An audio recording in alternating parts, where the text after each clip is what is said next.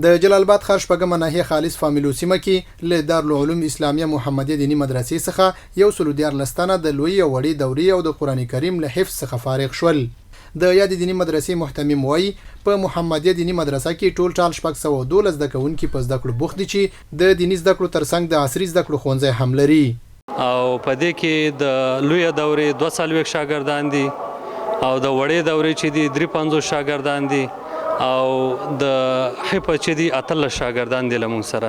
دا لمون نه فارغېږي ان شاء الله. په دې کې آینده کې موږ نور ترتیبونه ورته لرو چې د تخصص په اصطلاح باندې د لغاتو په اصطلاح باندې د جامعه کې ډیر تعمیرونه دا چې کم تاسو ته اوس په نظر راځي دا صرف 3 تعمیر دي. په دې کې شپږ نور پاتې دي. له لوی دورې یو فارغ له خپل زده کړو خوښ دی.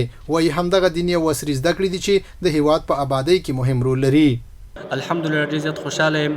کوم تغییر او کوم فرق چې ماته په دې 2 کلونو کې حاصل شوی دی مخکې د دې نه نو حاصل شوی او اوس فارغ شو د علم نه اخره دوره ده. دې نه بعد ان شاء الله تعالی اراده م تدریس ته کړې چې په غواړو د وطن دغه بچیانو ته چې دی په دیني زده کړو کې تدریس وکړو او هغوی ته خدمت وکړو. د دغه دیني مدرسې د عصري زده کړو د ښوونځي مدیر بیا وایي له دیني زده کړو سربیره عصري زده کړو کې شاوخوا 300 زده کوونکي لري.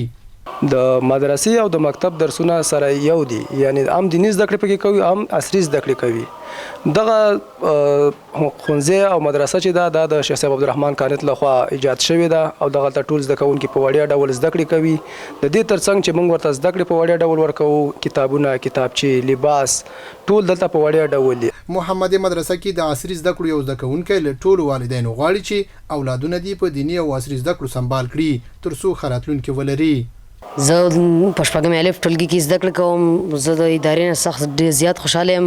ډېرې ښې زده کړې راته راکوي او ښه همداسې دیني او دا نورې زده کړې هم پکې کېږي. نورو ځوانانو او ماشومانو نه غوښتنه دا ده چې ښوونځي ته لاړ شي، ښوونځي کې زده کړې وکړي. دارالعلوم اسلامیه محمدیه مدرسه په خپل چوکاټ کې له دیني زده کړو سربیره د عصري زده کړو ښوونځی، پوهنتون او روغتون هم لري چې د پوهنتون او روغتون کارونه نه دي بشپړ شوي.